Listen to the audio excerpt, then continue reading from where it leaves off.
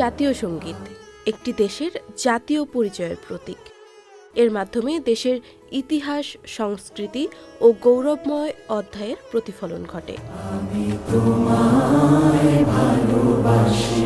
কিন্তু সময়ের পরিবর্তনে বিভিন্ন দেশ তাদের জাতীয় সঙ্গীতে পরিবর্তন নিয়ে আসে। এই পরিবর্তন কখনো রাজনৈতিক, কখনো সামাজিক কিংবা সাংস্কৃতিক কারণে। প্রথমেই বলছি বর্ণবাদের দীর্ঘ ইতিহাসে আবদ্ধ দেশ দক্ষিণ আফ্রিকার জাতীয় সঙ্গীত দ্য কল অফ সাউথ আফ্রিকার বিষয়ে, যা ছিল সাদা শাসনের প্রতীক।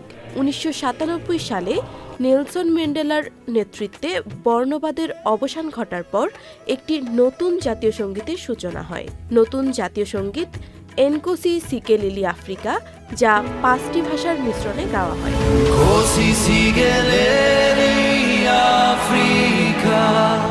এরপর আসছি রাশিয়ার কথায়।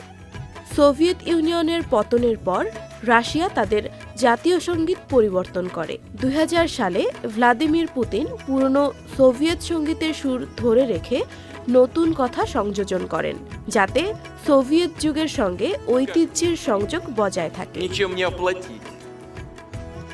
আমরা যদি আফগানিস্তানের কথা বলি, সেখানে তালেবানের পতনের পর নতুন সঙ্গীত গৃহীত হয়। ২০০৬ সালে এদেশের জাতীয় সঙ্গীত পরিবর্তন করা হয়, যা ছিল পশতু ভাষায় লেখা এবং আফগানিস্তানের বৈচিত্র্যময় সংস্কৃতির প্রতিফলন।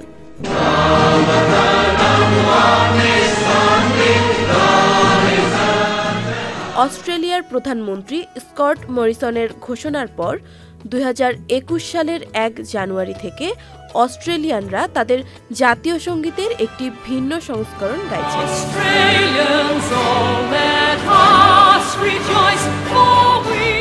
বিশ্বের অন্যান্য দেশের মধ্যে এমনও উদাহরণ রয়েছে যেখানে একটি দেশ কিন্তু জাতীয় সঙ্গীত দুটি, যেমন নিউজিল্যান্ডে গড সেভ দ্য কুইন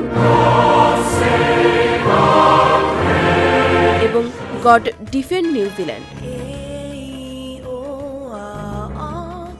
দুটি জাতীয় সঙ্গীত রয়েছে। দেশটি তাদের নিজস্ব পরিচিতির দিকে গুরুত্ব দিতে দ্বিতীয় সঙ্গীতকেও সমান মর্যাদা দিয়েছে।